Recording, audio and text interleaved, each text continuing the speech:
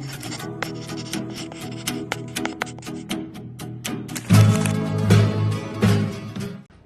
guys, welcome back to my channel. My channel is about faith, beauty, and being the best you that you can be regardless of your circumstances. And today we're gonna make some beef tallow. So come along. The first thing I did was grab a large pot and I added the beef fat I got from my local grocery store and placed it directly into the pot. Then I added water and a generous amount of salt.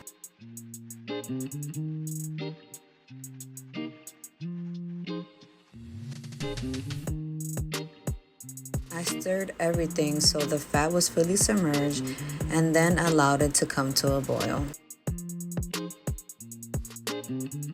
One mistake I made here was not cutting the beef fat into smaller pieces.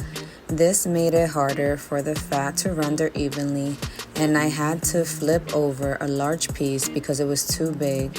It still worked out, but cutting the fat smaller definitely would have helped.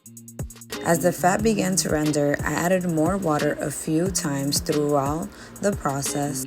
This helps purify the tallow, removes impurities, and gets rid of the strong cow smell. The beef tallow I made using this method doesn't smell like cow at all. I kept checking on it to make sure that it wasn't burning and that it was rendering properly.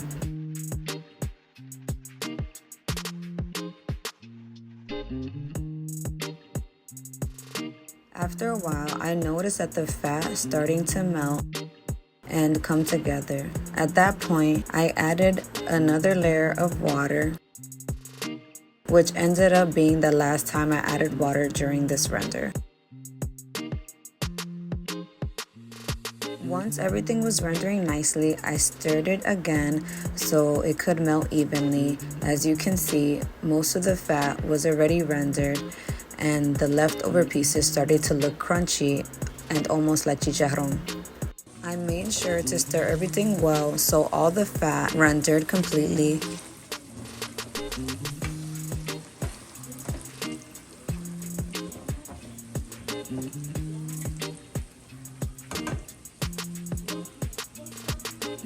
Once that step was finished, I strained the tallow using a regular strainer, nothing fancy. My goal was just to remove the large chunks during this first render.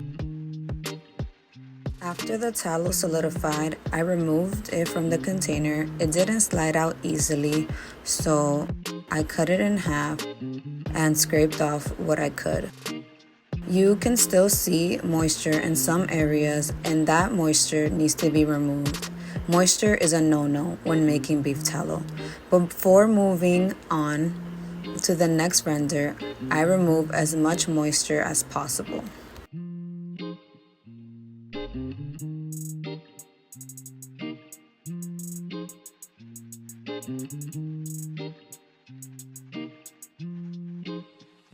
Then I melt the tallow again so I can remove the remaining small pieces and allow the water to evaporate.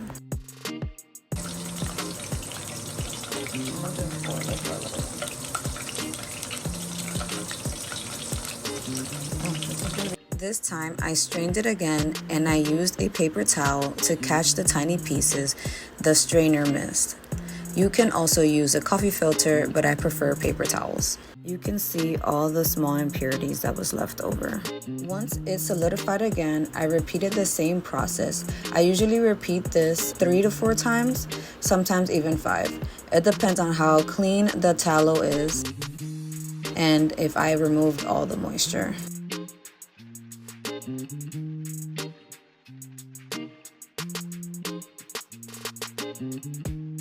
The goal is to remove all the moisture, goodbye moisture. When the tallow is finished, it should be completely solid. If anything feels soft, it is not ready yet. It should be hard once fully done.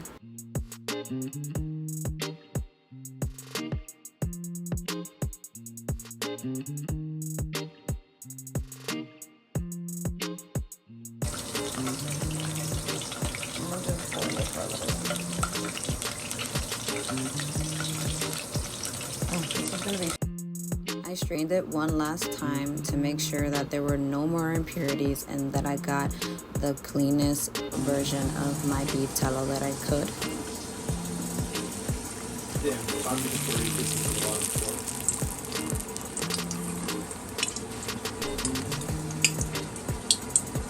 As you can see, there is no more debris left over in the paper towel, so that I know that it's all good. One last time, I cover it and place it in the fridge so it can solidify. After that, I melt my shea butter separately to make it easier to be combined with my beef tallow. I mixed the beef tallow and I added calendula oil and jojoba oil, about 20 milliliters of each. Once everything is combined, I pour into small containers. Thank you so much for watching. Please don't forget to share, like, comment, and subscribe. I hope that you have a beautiful, wonderful day in Jesus' name.